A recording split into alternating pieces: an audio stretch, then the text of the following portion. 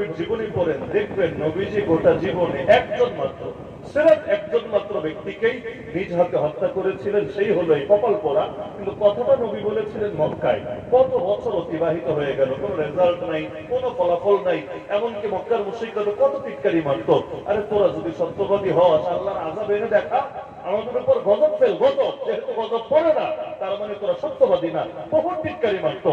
কিন্তু দেখা গেল অবশেষে ঠিকই এক যুদ্ধের ময়দানে ওই লোক ওই ঘোড়ার পিঠে চড়ে নবীর দিকে এগিয়ে আসছিল, তার হাতের মধ্যে একটা বর্ষা, ভাবটা এমন নবীর কাছাকাছি এসে ঘোড়া থেকে না নেমে আল্লাহ রাসূলের বুকের মধ্যে, পেটের মধ্যে বা মাথার মধ্যে তার বর্ষা দিয়ে আঘাত করবে আর নবীজি শহীদ হয়ে যাবে।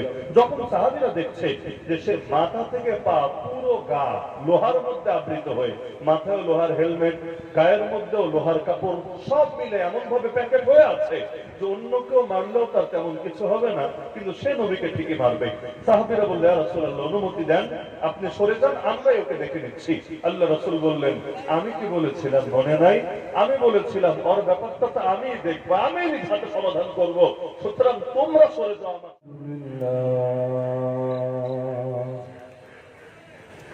الحمد لله وحده وكفى وسلام على عباده الذين اصطفى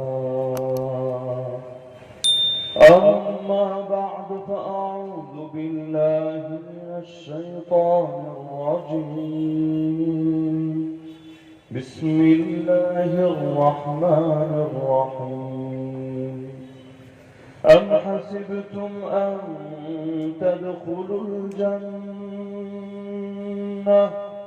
ولما يعلم الله الذين جاهدوا منكم ويعلم الصابرين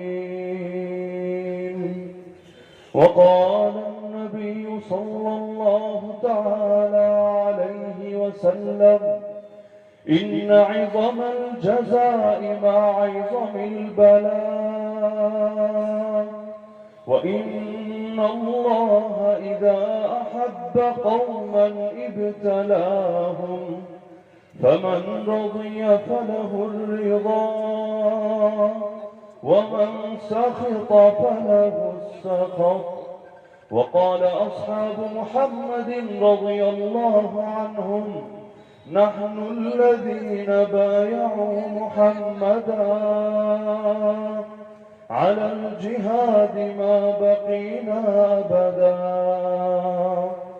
أعوذ بالله صدق الله العلي العظيم وبلغنا رسوله النبي الكريم.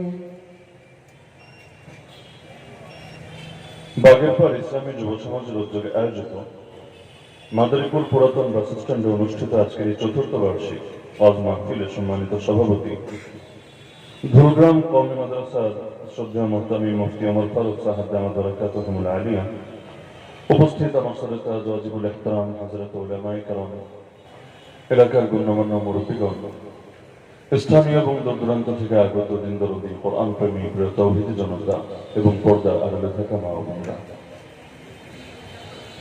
আজকের দিনটা একটা ঐতিহাসিক দিন। 5ই মে, যতদিন পর্যন্ত বাংলাদেশ থাকবে আমার ধারণা ইনশাআল্লাহ সুম্মা ইনশাআল্লাহ এই দিনের ইতিহাসটা উম্মত স্মরণ করতে বাধ্য হবে। যেই দিন আল্লাহ রাসূল সাল্লাল্লাহু আলাইহি ওয়াসাল্লামের কিছু আশিক নিজেদের প্রাণ উৎসর্গ করে দিয়েছিল হাসি মুখে আল্লাহর জমিন, আল্লাহর নবীর ইজ্জত হেফাজত করার জন্য। এমনকি শুধু সেই শাপলা চত্বরের ঘটনাই তো না, অতীতে ফিরে গেলে সেই 5 আর 6 মেয়ের সাথে যেমনি ভাবে শাপলা চত্বরের ঘটনার সম্পর্ক, একইভাবে 6 মেয়ের সঙ্গে বালাকোটের সেই সৈয়দ আহমদ শহীদ রহমতুল্লাহ আলাইহি সেই বালাকোটের ইতিহাসের সম্পর্ক, যেই বালাকোট একদিক থেকে ছিল বাহ্যিকভাবে মনে হচ্ছিল সব শেষ, কিন্তু আরেক দিকে ছিল বিশাল এক জিনিসের সূচনা।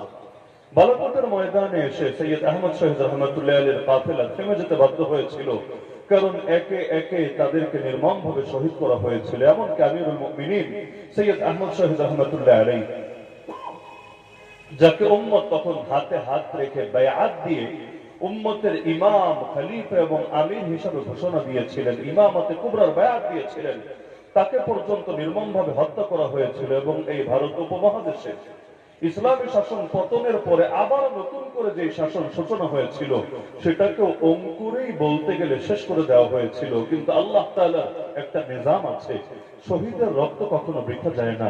যেই মাটিতে কখনো শহীদের রক্ত ঝরে ওই মাটি থেকে একদিন না একদিন ইসলামের ফুল ফোটেই ফোটে। এজন্যই তো আমরা বলি ইসলাম জিন্দা হোতা হ্যায় হর কারবালা কে বাদ। কারবালার পরে ইসলাম জিন্দা হয় কিভাবে? কারবালা মানে তো পতন, তাহলে কারবালার পরে ইসলাম আবার বিজয় হয় কিভাবে? হ্যাঁ, বাহ্য দৃষ্টিতে দেখলে কারবালা মনে হতে পারে পতন, কিন্তু পরিণামের বিবেচনায়, ফলাফলের বিবেচনায়, আল্লাহর নিজাম আর আল্লাহর সুন্নাহর বিবেচনায় দেখলে কারবালা গুলো কোনো পতন হয় না, বরং একদিকে মাজলুমের গা থেকে ফোঁটা ফোঁটা করে রক্ত ঝরে, আর একদিকে তার রক্তের প্রতিটা ফোঁটার বদৌলতে জালেমদের ধ্বংসের ফয়সালা রাখা হতে থাকে। জালেমের ধ্বংস তো আর এমনি এমনি হয় না। আল্লাহ রাসূল সাল্লাল্লাহু আলাইহি ওয়াসাল্লাম তার এক সাহাবী যার নাম মুআয রাদিয়াল্লাহু আনহু, তাকে ইয়ামান দেশের গভর্নর বানিয়ে পাঠাচ্ছেন। যখন নবীজি মদিনা শরীফ থেকে তাকে বিদায় দিচ্ছেন, দেওয়ার সময়ও তাকে শেষ কিছু নসিহত করে দিলেন। প্রথমে ভূমিকা দিলেন, শোনো মুআয, মনে হয় এই বছরের পর আমার সাথে তোমার আর দেখা হবে না। হয়তো এরপর তুমি যখন মদিনায় আসবা তখন আমার মিম্বার আর আমার কবরের পাশ দিয়ে তুমি যাবা, আমার সাথে দুনিয়ায় হয়তো তোমার দেখা হবে না। তো একেবারে শেষ সময় আল্লাহ রাসূল সাল্লাল্লাহু আলাইহি ওয়াসাল্লাম তাকে আখেরি যে কয়েকটা ওসিয়ত করেছিলেন এর মধ্যে অন্যতম ছিল ইত্তাকি দাওয়াতাল মাজলুম ফাইন্নাহু লাইসা বাইনাহা ওয়া বাইনাল্লাহি হিজাব। আরে তুমি একজন সাহাবী, তারপর তোমাকে বলছি শোনো, মাজলুমের বদদুয়াকে ভয় করে চলবা, কারণ মাজলুমের বদদুয়া আর আল্লাহর মধ্যে কোনো পর্দা থাকে না। দুনিয়াতে দোয়া কবুল হতে মাঝে মাঝে বাধা হয়। জমিনে বসে বান্দা দোয়া করে কিন্তু রব পর্যন্ত দোয়া পৌঁছায় না। যেমন যাদের হারাম ইনকাম আছে, হারাম কামাই করে, হারাম খায়, হারাম কাপড় চোপড় পরে, আল্লাহ রাসূল সাল্লাল্লাহু আলাইহি ওয়াসাল্লাম বলেন এমন ব্যক্তি যদি প্রচন্ড পেরেশান হয়ে উস্কো খুস্কো চুল নিয়ে, ধুলোবলিন পা নিয়ে কোন এক উন্মুক্ত প্রান্তরে দাঁড়িয়ে আল্লাহকে ডাকতে থাকে, ইয়া রাব্বি ইয়া রাব্বি ইয়া রাব, হে আমার রব, হে আমার রব, হে আমার রব। কিন্তু নবী বলেন তার অবস্থা হলো এমন, মাতআমুহু হারাম ওয়া মাশরাবুহু হারাম ওয়া মালবাসুহু হারাম ওয়া গুযিয়া বিল হারাম ফাআন্না ইউস্তাজাবু লিযালিক। অথচ তার অবস্থা হলো যা খায় সেটাও হারাম, যা পান করে সেটাও হারাম, যে কাপড় পরিধান করে সেটাও হারাম, এমনকি তার রক্ত মাংস গোশত এগুলো যে গঠিত হয়েছে এগুলো হারামের অর্থ দ্বারা গঠিত হয়েছে। নবী বলেন ও যতই কাঁদুক, যতই আল্লাহর কাছে ফরিয়াদ করুক, কিভাবে ওর দোয়া কবুল হবে, কেনই বা ওর দোয়ায় সাড়া দেওয়া হবে? দেখা যায় দোয়া কবুলের পথে কিছু বাধা থাকে। যদি এমন হয় কোন ব্যক্তি হারামে জড়িত থাকে, তার দোয়া আল্লাহ পর্যন্ত পৌঁছে না, বাধা পড়ে যায়, পর্দা পড়ে যায়, আল্লাহ রাসূল মুআয রাদিয়াল্লাহু আনহুকে বুঝিয়ে দিচ্ছেন, শোনো, তুমি একজন সাহাবী, তুমি যদি তোমার দ্বারাও যদি কারো উপর জুলুম হয়, মাজলুমকে এটা বড় কথা না, সে যদি কোনো অমুসলিম হয়, কিন্তু মাজলুম যদি বিচার দেয়, বদদুয়া দেয়, ফরিয়াদ জানায়, তাহলে সেই মাজলুমের বদদুয়া আল্লাহ পর্যন্ত পৌঁছতে মোটেও সময় লাগে না। আল্লাহ সেটা অবশ্যই কবুল করে নেয়। হ্যাঁ, তবে কবুল করার একটা অর্থ আবার অনেকে বোঝে না, অনেকে ভাবে, যেমন আমাদেরকে রিমান্ডে বলতো এই 5ই মে, একদিকে তো শাপলার ইতিহাস, আরেকদিকে আমি নিজেও গ্রেফতার হয়েছিলাম এই মে মাসের 5 তারিখে 2021 সালে। তা আমাদেরকে রিমান্ডের মধ্যে টিটকারি মেরে বলতো যে দেখ, তোদের হুজুরদের বদদুয়ায় আমাদের কিচ্ছু হবে না। কেন? কারণ বদদুয়ায় যদি কিছু হতো, এই পরিমাণ বদদুয়া ইতিমধ্যে আমরা পেয়ে গেছি, আমাদের নাম নিশানাও বাকি থাকতো না, তো নতুন করে আর কি বদদুয়া দিবা? কারণ আমরা গ্রেফতার হলাম মে মাসে, আপনাদের মনে থাকার কথা নরেন্দ্র মোদীকে কেন্দ্র করে যে ঝামেলা হলো, ঝামেলার পর থেকেই তো গ্রেফতারি শুরু হলো। তো মে মাস আসতে আসতে রমজানের আমি গ্রেফতার হলাম 23 রমজান, 23 রমজান আসতে আসতে কয়েকশো আলেম ওলামা গ্রেফতার হয়ে গেছে। তো বদদুয়া তো কম পায় নাই, বহুত বদদুয়াই পেয়েছে। তো বলছে এই বদদুয়ায় কাজ হবে না, যদি হতো বহু আগে ধ্বংস হয়ে যেতাম, যেহেতু ধ্বংস হই নাই, তার মানে দুইটার যে কোনো একটা, হয়তো তোমাদের হুজুরদের মধ্যে ভেজাল ঢুকে গেছে, এজন্য তোমাদের বদদুয়ায় কাজ হয় না, অথবা আমরা যা করছি ঠিকই করছি, এজন্য শকুনের দোয়ায় গরু আর মরছে না। তো দুইটার যে কোনো একটা, সুতরাং যতই বদদুয়া দেওয়া কোনো লাভ হবে না। ওই সময় আমার মনে পড়ে, কথাটা আমাকে না, বলছিল আরেকজন আলেমকে উদ্দেশ্য করে। পরবর্তীতে আরেকটা সময় ওই অফিসারের সাথে যখন কথা হয়, কথা প্রসঙ্গে আমি বললাম যে আল্লাহ রাসূল সাল্লাল্লাহু আলাইহি ওয়াসাল্লাম তার দোয়া কবুল হতে কি কোনো বাধা ছিল? বললো না না, নবীর দোয়া কবুল হতে আবার কেন বাধা থাকবে? আমি বললাম নবীজি কত দোয়া দিলেন মক্কায়, কিন্তু সেটার ফল প্রকাশ পেল মদিনায়। কোনটা 5 বছর পর, কোনটা 8 বছর পর, কোনটা 10 বছর পর। যেমন একটা হাদিস শুধু উদাহরণ হিসেবে শোনাই আপনাদেরকে। আল্লাহ রাসূল সাল্লাল্লাহু আলাইহি ওয়াসাল্লাম মক্কায় একদিন কাবা শরীফ তাওয়াফ করছিলেন। তাওয়াফ বুঝেন তো? কাবা শরীফ মাঝখানে রেখে চারদিকে ঘোরা, প্রদক্ষিণ করা। আল্লাহ রাসূল তাওয়াফ করছিলেন, এক কোণায় মুশরিকদের কয়েকজন লিডার বসা, কুরাইশের লিডার। আল্লাহ রাসূল চক্কর খেতে খেতে তাওয়াফ শুরু করতে হয় হাজরে আসওয়াদ থেকে। হাজরে আসওয়াদ থেকে শুরু করে আবার হাজরে আসওয়াদ পর্যন্ত আসলে এক চক্কর। এভাবে 7টা চক্কর যদি খায় তাহলে একটা তাওয়াফ সমাপ্ত হয়। আল্লাহ রাসূল তাওয়াফ করতে করতে যেই কয়েকবার ওদের সামনে দিয়ে যাচ্ছিলেন, একসঙ্গে কয়েকজন লিডার বসা নবীকে দেখলেই আজে বাজে মন্তব্য করছিল নবীজিকে নিয়ে। এই জামানায়ও দেখবেন হুজুরদেরকে নিয়ে যদি পত্রিকায় কোনো রিপোর্ট থাকে, বিশেষ করে পজিটিভ রিপোর্ট থাকে, কমেন্টে দেখবেন কিছু মানুষের কাজই হলো এরা গালি দেওয়ার ঠিকাদারি নিয়ে নিয়েছে। মানে হুজুর একটা দেখলে গালি না দিলে পেটের ভাত কেমন জানি হজম হয় না। অফলাইনে আবার সাহস করে না, কারণ জানে রাস্তাঘাটে হুজুরে গালি দিলে পাবলিকের মায়ের একটাও মাটিতে বলবে না।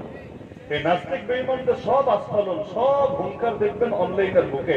বাস্তবে দেখবেন ওরা কোনো হিম্মতই করে না, দূরে বসে বলবে যে ওয়াজ মাহফিল হতে দেওয়া যাবে না, রাষ্ট্রধর্ম ইসলাম থাকতে দেওয়া যাবে না, এই যাবে না সেই যাবে না, কিন্তু বাস্তবে সামনাসামনি এসে মোকাবেলা করার হিম্মত রাখে না। তো দেখা যায় আল্লাহ রাসূলকে এভাবে টিটকারি মারছিল বারবার বারবার। তো নবীকে যখন গালি দিচ্ছিল, আল্লাহ রাসূল সাল্লাল্লাহু আলাইহি ওয়াসাল্লামের চেহারা রাগে লাল হয়ে যাচ্ছিল। নবীজির চেহারা যেহেতু অনেক সুন্দর ছিল, তিনি যখন রাগান্বিত হতেন চেহারা এত লাল হতো, মনে হতো যেন তার চেহারায় কেউ ডালিমের দানাগুলো নিংড়ে দিয়ে দিয়েছে। ডালিমের দানা যদি ব্লেন্ডার করেন অথবা চেপে নিংড়ে এর রস যদি কারো চেহারায় ঢালেন, যতটা লাল হবে, আল্লাহ রাসূল যখন রাগ করতেন তখন তার চেহারা মোবারক এমন লাল হয়ে যেত। তো এরপর নবী কিছু বলছিলেন না, তাওয়াফ করেই যাচ্ছিলেন। কিন্তু একবার, দুবার, তিনবার যখন বারবার নবীকে গালি দিচ্ছিল, অবশেষে আল্লাহ রাসূল সাল্লাল্লাহু আলাইহি ওয়াসাল্লাম তাদেরকে উল্লেখ করে বললেন, আল্লাহি, আল্লাহর কসম করে আমি মুহাম্মদ বলছি, লাকাদ জিতুকুম বিযাবাহি, আমি তোদের কাছে জবাই নিয়ে এসেছি। বাক্যটা বড় জটিল বাক্য। আল্লাহ রাসূল বলছেন আল্লাহর কসম আমি তোদের কাছে জবাই নিয়ে এসেছি। এমনকি কোন কোন হাদিসে আছে নবীজি হাত দিয়েও ইশারা করলেন এভাবে, নিজের গলার দিকে দেখি এভাবে ইশারা করলেন, আল্লাহর কসম আমি তোদের কাছে এটা নিয়ে এসেছি। যেই মাত্র ইশারা করলেন, দরকার তো স্বাভাবিক তো এটাই, গালি আগের চাইতে আরো বাড়বে, এমনকি গায়েও হাত তুলতে পারে। কারণ আপনাকে যদি লোকে গালি দেয়, আপনি দুর্বল থাকেন, প্রতিবাদ করলে দেখবেন আরো তেড়ে এসেছে। ওই কোন নারীকে যদি ইফতিজিং করে বখাটেরা, সে যদি একা থাকে, বখাটে অনেকজন, যদি সে প্রতিবাদ করে তাহলে লাভ কিছু হয় না, উল্টা তারা অনেক সময় আরো খারাপ বিহেভ শুরু করে যায়। তা আল্লাহ রাসূল যখন তাদেরকে জবাইয়ের কথা বললেন, ওরা তো জানে আল্লাহ রাসূল মক্কায় দুর্বল, তার ক্ষমতা নাই, তার বাহিনী নাই, তার কিছু নাই। তো দরকার তো এটাই যে এবার নবীর উপর আরো চড়াও হবে, গালি আরো বেশি দিবে। কিন্তু হাদিসে স্পষ্ট আছে তারা সবাই এমন ভাবে চুপ হয়ে গেল, মনে হচ্ছিল এরা যেন জিন্দা না মুর্দা মানুষ, মুখ থেকে কোনো কথাই বের হচ্ছিল না। কেন? কারণ তারা জানতো নবীর জবান থেকে যা বের হয় পৃথিবী উল্টে যেতে পারে, কিন্তু এর ব্যতিক্রম কখনোই হবে না, হওয়া সম্ভবই না। তার মানে ওরা টের পেয়ে গেছে যে নবী যাদেরকে বলেছে ওদেরকে জবাইয়ের শিকার হতে হবেই হবে। আর কিভাবে হবে এটা আল্লাহ ছাড়া কেউ জানে না, কিন্তু মুহাম্মদ যা বলে গোটা দুনিয়া উল্টে যেতে পারে, তার কথা বাস্তব হতে কখনোই ভুল হয় না। তো যখন এটা বললো, সঙ্গে সঙ্গে সবাই চুপ, কেউ কোনো কথাই বলতে পারছে না। অবশেষে তাদের মধ্য থেকে বয়স্ক এক লোক এসে নবীজির পিঠে হাত বুলিয়ে দিয়ে নবীকে সান্ত্বনা দিল, আরে ভাতিজা দেখো, তোমার এলাকার মুরব্বিয়ারা, তোমার বংশীয় চাচা, তুমি থাক, এদের কথায় কষ্ট নিও না, বলে ফেলেছে, তুমি তোমার তাওয়াফ শেষ করে ঘরে চলে যাও।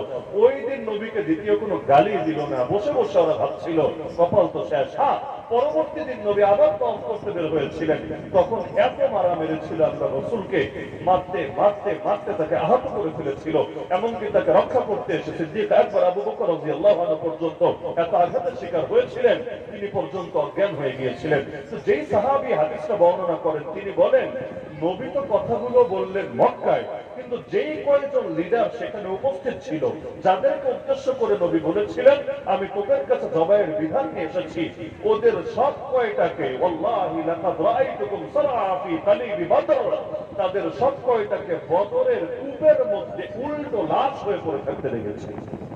তার মানে সবাই মৃত্যুবরণ করেছে এবং বদরে যারা মারা গিয়েছে সব লাশগুলোকে নিয়ে একটা কূপের মধ্যে নিক্ষেপ করে ফেলা হয়েছিল।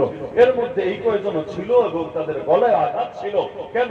কারণ আল্লাহর নবী যা বলেছিল বিষয়টা তেমনই হবে, কিন্তু মাঝখানে কত লম্বা সময় অতিবাহিত হয়েছে। এমনকি এক কুরাইশ লিডার একদিন এক ঘোড়ার পিঠে চড়ে নবীর কাছে আসলো, এসে বলল, শোন মুহাম্মদ, আমি এই ঘোড়াকে প্রতিদিন বিপুল পরিমাণ খাবার খাওয়াই। কেন জানিস? একটা মাত্র উদ্দেশ্য, এই ঘোড়াটা অনেক শক্তিশালী হবে এবং এই ঘোড়ার পিঠে চড়ে এসে আমি নিজ হাতে করে হত্যা করব, শুধুমাত্র এই কারণে। যখন সাহাবীর আশপাশে ছিল তাদের চেহারা রাগান্বিত হয়ে গেল। সবার যে নবীর সামনে, তাদের সামনে এসে নবীজিকে এভাবে নিকৃষ্ট ভাষায় ধিক্কার দেবে, কথা বলবে, তারা সয়ে নিতে পারছিল না। আল্লাহ রাসূল সাল্লাল্লাহু আলাইহি ওয়াসাল্লাম শুধু একটা বাক্য বলেছিলেন, সেটা এক বাক্য। নবী বলেছিলেন, লা বাল আনা আকতুলুকা ইনশাআল্লাহ। না রে, তুই আমারে মারতে পারবি না, আমি মুহাম্মদ করে মারবো ইনশাআল্লাহ। খালি এক বাক্য বলেছিলেন। আল্লাহ রাসূলের সিরাত যদি কেউ পড়েন, নবীর জীবনী পড়েন, দেখবেন নবীজি গোটা জীবনে একজন মাত্র, সিরাত একজন মাত্র ব্যক্তিকেই নিজ হাতে হত্যা করেছিলেন, সেই হলো এই কপাল পোড়া। কিন্তু কথাটা নবী বলেছিলেন মক্কায়। কত বছর অতিবাহিত হয়ে গেল, কোনো রেজাল্ট নাই, কোনো ফলাফল নাই। এমনকি মক্কার মুশরিকরা তো কত টিটকারি মারত, আরে তোরা যদি সত্যবাদী হস আল্লাহর আযাব এনে দেখা, আমাদের উপর গজব ফেল, গজব, যেহেতু গজব পড়ে না তার মানে তোরা সত্যবাদী না, বহুত টিটকারি মারত। কিন্তু দেখা গেল অবশেষে ঠিকই এক যুদ্ধের ময়দানে ওই লোক ওই ঘোড়ার পিঠে চড়ে নবীর দিকে এগিয়ে আসছিল, তার হাতের মধ্যে একটা বর্ষা, ভাবটা এমন, নবীর কাছাকাছি এসে ঘোড়া থেকে না নেমে আল্লাহ রাসূলের বুকের মধ্যে, পেটের মধ্যে বা মাথার মধ্যে তার বর্ষা দিয়ে আঘাত করবে আর নবীজি শহীদ হয়ে যাবে। যখন সাহাবীরা দেখছে যে সে মাথা থেকে পা পুরো গা লোহার মধ্যে আবৃত হয়ে, মাথায় লোহার হেলমেট, গায়ের মধ্যেও লোহার কাপড়, সব মিলে এমন ভাবে প্যাকেট হয়ে আছে যে অন্য কেউ মারলেও তার তেমন কিছু হবে না, কিন্তু সে নবীকে ঠিকই মারবে। সাহাবীরা বললেন, ইয়া রাসূলুল্লাহ, অনুমতি দেন, আপনি সরে যান, আমরাই ওকে দেখে নিচ্ছি। আল্লাহ রাসূল বললেন, আমি কি বলেছিলাম মনে নাই? আমি বলেছিলাম ওর ব্যাপারটা তো আমিই দেখবো, আমি নিজ হাতে সমাধান করবো, সুতরাং তোমরা সরে যাও আমার সামনে থেকে, আমার হাতে ছোট সাইজের একটা বর্ষা দাও, বেশি বড় না, ছোট সাইজের একটা বর্ষা দাও।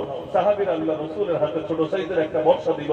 নবীজি অপেক্ষায় আসছে আসছে, যখন একেবারে কাছাকাছি চলে এসেছে আল্লাহ রাসূল এগিয়ে হাত থেকে বর্ষাটা ছুঁড়ে মারলেন। পুরো গা তো প্যাকেট হওয়াই আছে, কিন্তু শ্বাস তো করা লাগবে, শ্বাস না করলে বাঁচবে কিভাবে? এজন্য কয়েক জায়গায় সামান্য সামান্য ছিদ্র আছে, গলা বরাবর একটা ছিদ্র ছিল, এত ছোট ছিদ্র, এখানে না তরবারি দিয়ে ঘা দেওয়া যাবে না বর্ষা গিয়ে ঢুকবে, সামান্য, শুধুমাত্র শ্বাস প্রশ্বাস যাতে ঠিকভাবে চলতে পারে। আল্লাহ রাসূল ঠিক ওই জায়গা টার্গেট করে মারলেন।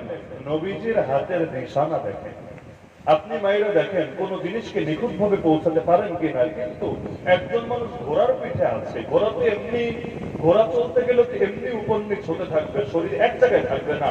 আল্লাহ রাসূল এমন ভাবে টার্গেট করে মারলেন, ঠিক তার গলার ওই মাঝের জায়গাটায় গিয়ে বর্ষার মাথাটা, বর্ষার মাথা যেহেতু এমন থাকে, ওই মাথাটা গিয়ে সামান্য একটু লাগলো, লেগে নিচে পড়ে গেল, পরে ঢুকলো না, কারণ ঢোকার মতো জায়গায় নাই। কিন্তু ওই যে সামান্য একটা আঘাত লাগলো, জাস্ট কয়েক রক্ত বের হলো, সে এমন ভাবে চেঁচাতে লাগলো, বড় ষাঁড় জবাই করলে যেভাবে চেঁচায়, এভাবে চেঁচাতে চেঁচাতে ঘোড়ার পিঠ থেকে লাফিয়ে নিচে পড়ে গেল। ওর সৈন্য সামন্তরা ভাবলো নেতা মনে হয় এমন আঘাত পেয়েছে যে জানই বের হয়ে যাচ্ছে, ওরা দৌড়ে আসলো, এসে দেখে কই কোনো আঘাত টাঘাত দেখা যায় না, গলার মধ্যে সামান্য একটু ছিদ্র, অল্প একটু একটু করে রক্ত বের হচ্ছে। তারা এবার ধিক্কার দিলেন, কিসের কমান্ডার তুমি? একজন সাধারণ সৈনিকও এত অল্পতে কাঁদে না, আর তুমি এমন ভাবে চেঁচাচ্ছ মনে হচ্ছে আসমান জমিন সব বরবাদ হয়ে গেছে। সে বলল, আরে আজকে আমার বুঝে এসেছে, মুহাম্মদ যে মক্কায় যেদিন বলেছিল তখনই আমার সচেতন হওয়া দরকার ছিল, যদিও কেটেছে সামান্য, কিন্তু আমার এত দরদ হচ্ছে, এত যন্ত্রণা হচ্ছে, আমার একার যন্ত্রণা যদি তোমাদের সবার মধ্যে ভাগ করে দেই, তোমরা সবাই মরবা, একটাও বাঁচতে পারবা না। এমনকি আমার দিলে এখন এটিন চলে এসেছে, মোহাম্মদ বর্ষা না, যদি থুতু ছুঁড়ে মারতো আমার দিকে তাহলে আমি হয়তো প্রাণে বাঁচতাম না। তো এখন এই যন্ত্রণায় ছটফট করতে করতে জায়গায় মৃত্যুবরণ করলো, আর তার সৈনিকরা এবং সকল সাহাবীরাও আল্লাহ রাসূলের জিন্দা মুজিজা নিজেদের চোখের সামনে দেখতে পেল।